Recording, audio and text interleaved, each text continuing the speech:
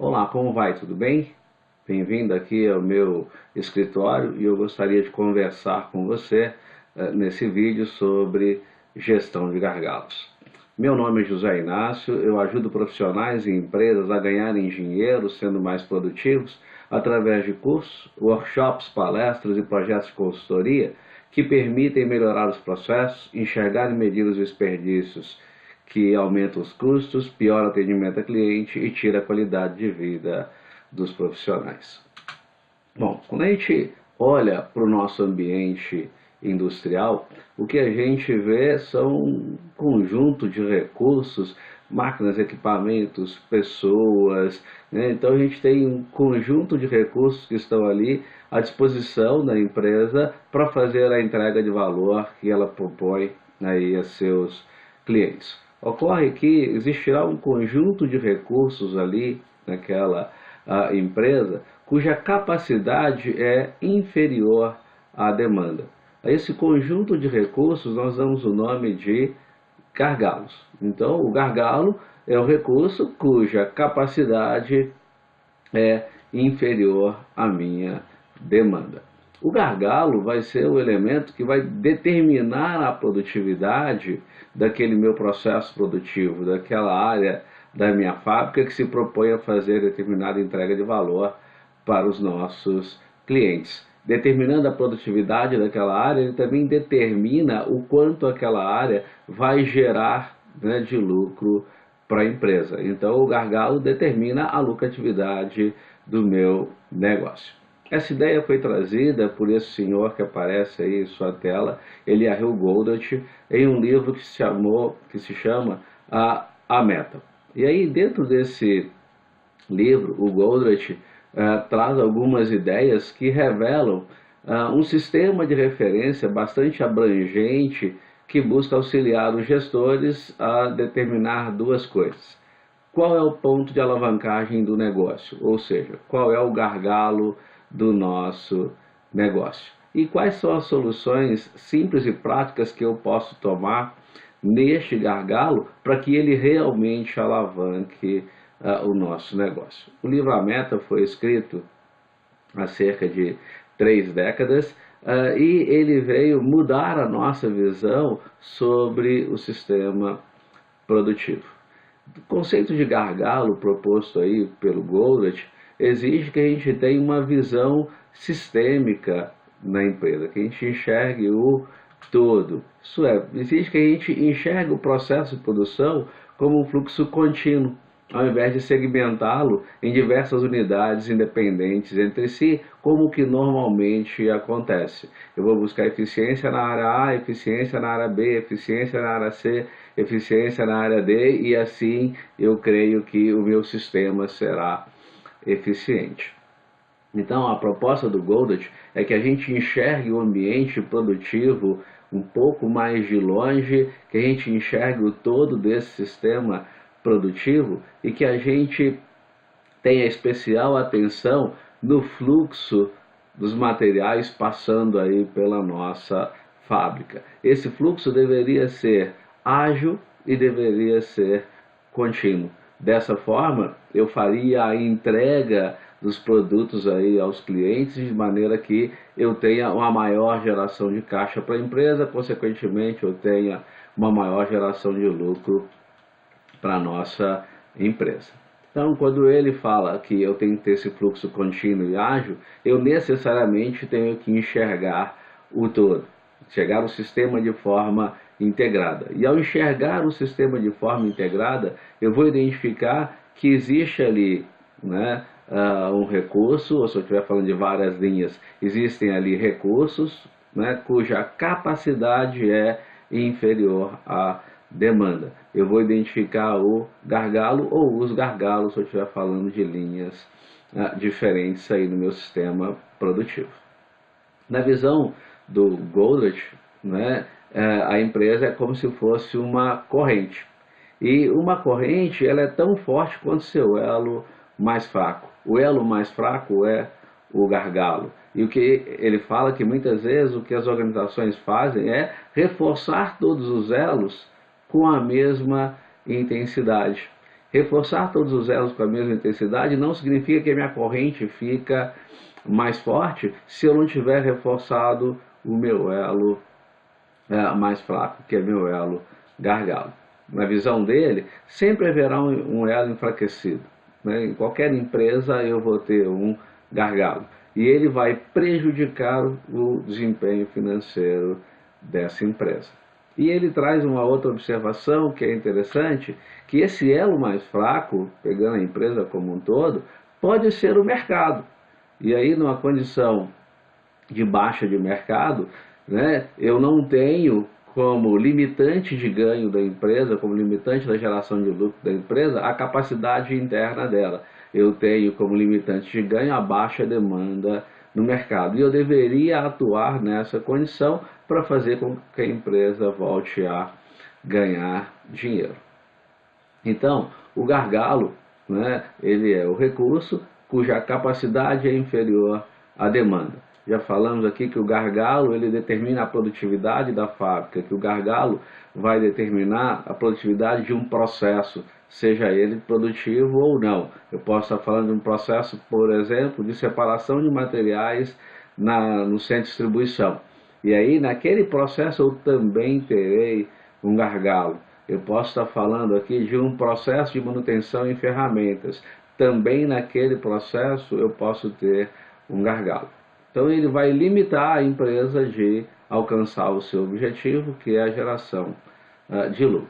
Sendo assim, cabe a nós fazer uma boa gestão do gargalo. Sobre como tirar o máximo desse recurso, esteja ele nas máquinas, esteja ele em qualquer outro tipo de processo através de muitas suas atividades. Bom, então, como é que é, né, esse processo de gestão? Ele começa com a gente canalizando todas as nossas ideias, independente da prática que a gente estiver falando. Eu pratico o modelo enxuto de produção ou não e tal, e eu canalizar as minhas ideias e ferramentas para ajudar o gargalo a ajudar a empresa. Então essa que é a ideia. E quais são os passos aí dessa gestão, os elementos principais dessa nossa gestão dos gargalos? O primeiro deles é garantir a alta utilização do recurso gargalo, atuar na identificação e eliminação de desperdícios, colocar os recursos trabalhando a favor do gargalo, gerir o ambiente industrial com foco no gargalo, avaliar continuamente se o gargalo mudou de lugar ou não, líderes e liderados atuando com foco no gargalo e observar a realidade como ela é. Vamos falar um pouquinho de cada um desses elementos importantes aí da nossa gestão dos gargalos. O primeiro é garantir a alta utilização no recurso gargalo. Se eu pegar um recurso que não seja gargalo, fizer a análise sobre o tempo dele, eu vou encontrar 3 elementos. Ele passou um tempo parado, setup, quebras e etc. Ele passou um tempo em processamento e ele vai passar um tempo com ociosidade. Afinal, né, esse recurso tem a capacidade inferior aí ou superior à demanda. Ele consegue processar mais do que a demanda. Já no recurso gargalo, que é o recurso cuja capacidade é inferior à demanda, se eu fizer essa mesma análise de tempo, eu encontro 2 elementos.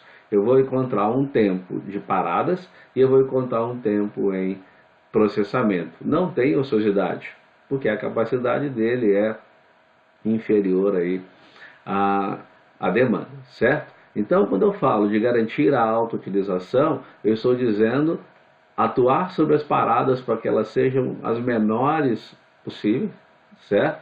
E também estou dizendo de atuar para que eu processe aquilo que realmente vai trazer resultado para a empresa. Se eu estou falando do recurso gargalo, eu não deveria ficar processando peças que vão para estoque.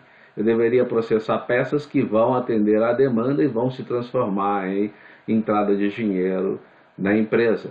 Eu não deveria processar peças com problema de qualidade, por exemplo. Então, garantir a alta utilização significa garantir que o gargalo esteja trabalhando a maior parte do tempo possível para aquilo que vai trazer dinheiro para dentro da empresa. o Goldratt nos coloca uma frase que tem a ver, né, com essa história, que é bastante interessante. Ele diz o seguinte: uma hora ganha em um recurso gargalo representa uma hora ganha no sistema inteiro. É uma hora a mais de fluxo de produtos saindo pela fábrica, desde que eu esteja trabalhando com alta utilização desse meu recurso gargalo. Estou produzindo aquilo que vai se transformar em faturamento. Outro elemento é atuar na identificação e eliminação de desperdício. Nós já sabemos que desperdício é tudo aquilo que não agrega valor ao cliente, correto? E aí eu posso enxergar os desperdícios sobre a ótica do TPM, e aí eu tenho a ótica sobre a operação, sobre o equipamento, e aí eu estou falando de quebras e falhas, paradas para setups e ajustes, pequenas paradas, eu estou falando de perdas de início de processo, sucata e retrabalhos, velocidade reduzida e assim por diante. Então, eu estou focando aqui, quando eu olho essas perdas, na operação no meu equipamento. Eu também posso analisar as minhas perdas sobre a ótica do Lean Manufacturing. E aí eu tenho perdas por superprodução, produzir mais do que o necessário, ou produzir no ritmo superior àquele ritmo que realmente é necessário. Eu estou falando de perdas por processamento, e aqui é processar mais do que o necessário. Por exemplo, se eu estou pintando, né, um determinado móvel, e aí uma camada de tinta só me dá a cobertura, me dá o acabamento, o padrão de qualidade que eu preciso, alguém vai lá e fala assim: ah, vou dar 2 camadas de tinta. A segunda camada, ela é um desperdício por processamento. Nós estamos falando de perdas por espera, ficar ocioso, aguardando chegada de materiais, ferramentas e etc. Perdas de estoque, produto acabado, material em processo, que é work in process, e matéria-prima. Nós estamos falando de perdas pela não qualidade, defeitos e refugos, perdas ligadas ao transporte, né, movimentação aí ao longo do layout industrial, perdas por movimentação no próprio posto de trabalho, e aí o operador tem que se deslocar muito dentro do posto. Tudo isso me leva a perder tempo, seja naquela condição das perdas sob a ótica do TPM ou sob a ótica do Lean Manufacturing. O problema é que eu tenho perda de tempo, e nós já vimos que no gargalo eu não posso perder tempo. Por isso eu tenho que atuar para identificar e eliminar os desperdícios aí no processo. Um bom aliado para nós, né, nessa busca é o OE. Ele é um indicador que vai nos apontar o que está acontecendo na produção, segregando as paradas, o aproveitamento do equipamento, a minha eficiência, em qual ritmo eu estou operando o equipamento e o meu padrão de qualidade, qual percentual de peças ruins eu estou processando ali naquele equipamento. E tudo isso interfere na minha utilização dos gargalos. Bom, outro elemento, né, importante aí da nossa gestão é colocar os recursos trabalhando a favor do gargalo. Aqui tem a frase que o Goldratt coloca, que eu acho que ilustra, né, esse item aí da gestão. A soma dos ótimos locais não é igual ao ótimo global. O que ele quer dizer? Não adianta colocar todos os recursos dando o máximo de si. Eu posso estar produzindo estoque, eu posso estar consumindo recursos que não são necessários, uma vez que a empresa não vai ter mais material fluindo, não vai ter mais saída de produto acabado. A ideia aqui é utilizar os recursos, a quantidade suficiente, para favorecer o gargalo, para não deixá-lo parado, enfim. E aí, aquele tempo que vai sobrar, eu posso pegar, por exemplo, as pessoas que sobraram em determinada área e trazê-las para um posto de maneira a ajudar o meu recurso gargalo. Então, é colocar todo mundo trabalhando a favor do gargalo. O que tem a ver com o próximo elemento: gerir o ambiente industrial com foco no gargalo. Quando a gente fala de gerir o ambiente industrial com foco no gargalo, nós estamos falando aqui de integrar, colocar toda a área industrial, logística, manutenção, ferramentaria, produção, engenharia industrial, qualidade, recursos humanos, a área de produto, o PCP e a área de compras, trabalhando de forma conjunta, né, com o foco no gargalo, de modo a não permitir que eu tenha paradas, seja essas paradas por abastecimento, o fornecedor não entregou,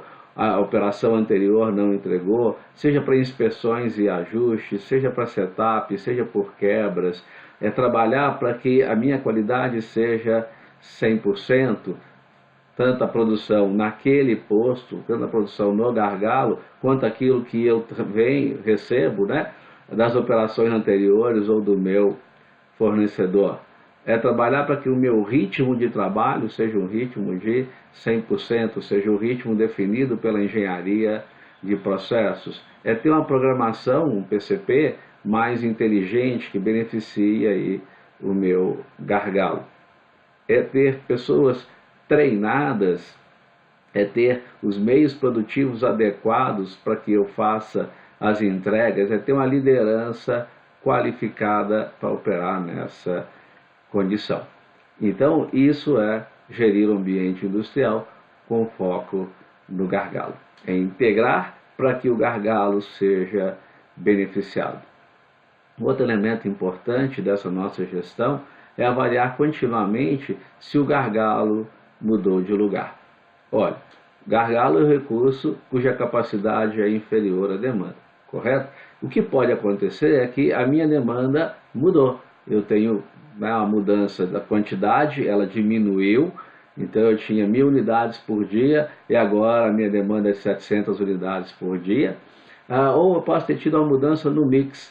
Então aquele produto que ia naquele conjunto de máquinas, ele não está sendo mais demandado pelo cliente, que está demandando outro cliente. Então a minha distribuição de quantidade nos pedidos aí dos clientes entre os diversos produtos da empresa, né, e esses diversos produtos a gente chama de mix, entre diversos produtos da empresa, ela mudou, e com isso, né, eu tenho uma demanda inferior ali naquele recurso, que faz com que eu deixe de ter um gargalo.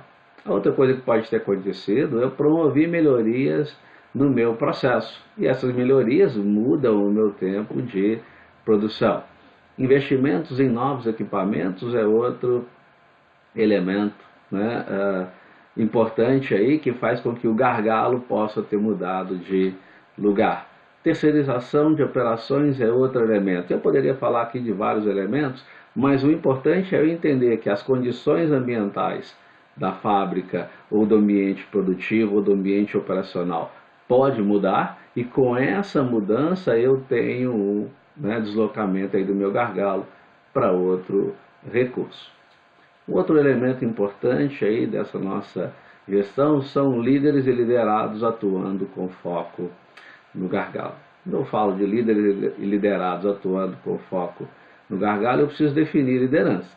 A liderança é o processo de influenciar os comportamentos e as atividades de um grupo em direção à realização de um objetivo, atuando com motivação, engajamento e superação. Isso é liderança. E olha que interessante, quando eu falo de liderança, eu falo de realizar um objetivo, de fazer uma entrega. E nesse caso aqui dessa nossa conversa, essa entrega é foco no gargalo. Cabe ao líder manter a equipe focada no gargalo, trabalhando a favor do gargalo. Este é o nosso grande objetivo aqui, né, desse trabalho.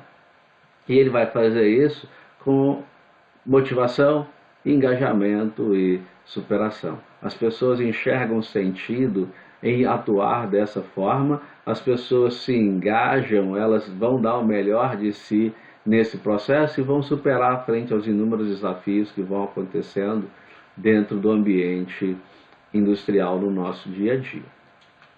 O outro elemento, o nosso último elemento que eu destaquei como sendo importante, é observar a realidade como ela é.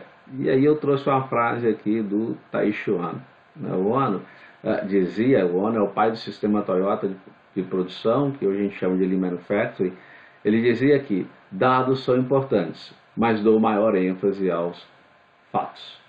Então, o que ele está dizendo é que os dados são claramente importantes, mas nem todos os relatórios do mundo vão te ajudar a compreender algo tão bem quanto a experiência direta no local de trabalho. Nada deve substituir a experiência de descobrir os fatos na fonte, de compreender a verdadeira essência da questão.